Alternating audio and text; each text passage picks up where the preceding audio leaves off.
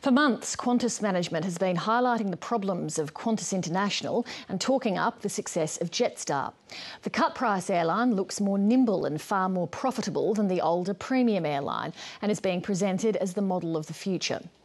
But the pilots' union says it's found evidence questioning this picture, suggesting Qantas International is subsidising Jetstar and making it look more profitable than it actually is. Qantas vigorously denies the claims, as Connor Duffy reports.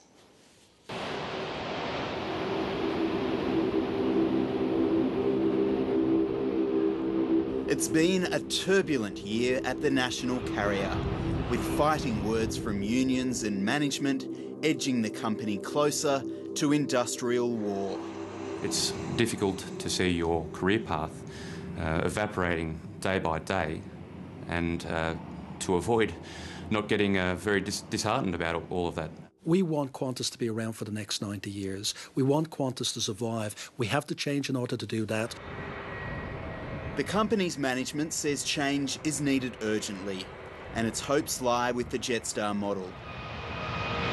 Bolstering the case is that Qantas International is losing money while Jetstar is raking it in. But that conclusion is being challenged. The pilots' union asked a Melbourne-based firm of forensic accountants to look at the books. 730 has seen its conclusions. Qantas contributes 77% of revenue, almost equivalent to its fleet size of 191 planes, or 75% of the fleet. Jetstar contributed 16% of revenue, with 59 planes, or 23% of the fleet. So Qantas brings in most of the money, yet its contribution to profit is paltry. Qantas contributes just 14% of earnings before interest and tax, and Jetstar contributes 28% of earnings before interest and tax.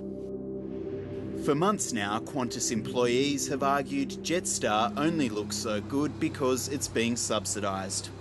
I think you'll find that the Qantas cash cow is supporting the operations of the group. Certainly central treasury, legal, IT, etc. But there's a fair amount of evidence that Qantas is cross-subsidising Jetstar operation. Qantas management vigorously denies that. The Qantas Group has a user pay system where the part of the business which uses the goods and services pays the cost. Qantas insists Jetstar pays its own way. Qantas Airlines does not cover labour costs for Jetstar.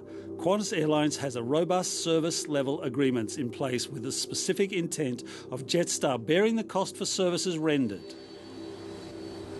The company declined to speak on camera, but a spokesman said it had rebutted the pilot's report in a meeting with union representatives and the chief financial officer last week.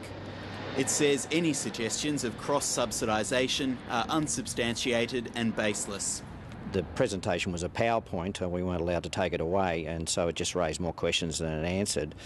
And they did say that apparently that they weren't cross-subsidising, but the evidence given to us and from other sources is they are or were cross-subsidising. Maybe they're not now. The forensic examination paid for by the pilots also raises questions about whether Jetstar is getting planes from Qantas on the cheap.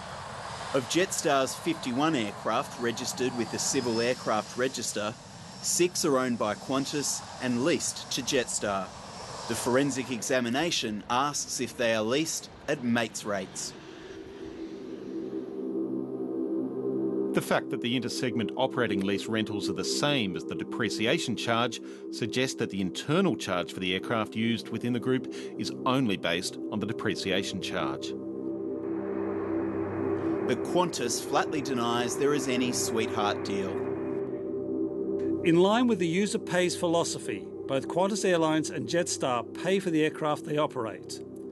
If the aircraft is leased, the airline that operates it pays the lease charge. If the aircraft is owned, the airline that operates it pays the depreciation charge. The mood of the staff at Qantas is gloomy. There is widespread suspicion that Jetstar is being propped up. An insider with knowledge of recent management decisions has given 730 a dozen instances of alleged support. For example, it says, Bali staff are paid by Qantas despite the airline not operating a service to the island. And all of the JQ executive salaries are paid by QF. In a statement, Qantas acknowledged the salaries are paid by Qantas, but said they were fully recovered from Jetstar. It also said its books are audited by KPMG. This is more than an argument about accountants. Qantas has regained its future within the ruthlessly competitive world of Asian airlines, and it's using this comparison of the two cost structures to justify its dramatic move. But not everyone is convinced that the story it's been telling is all it appears.